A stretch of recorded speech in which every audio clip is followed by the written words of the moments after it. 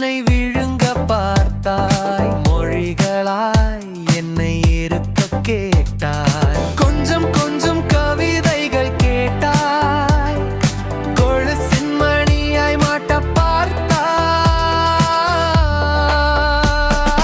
ஆசை விதைகள் எனக்குள் தூவி அறுவடை என்னை நீ செய்ய பார்த்தாய். மாலை நேரத்து மயக்கம் கேட்டாய், மடியை தலையணையாக கேட்டாய்.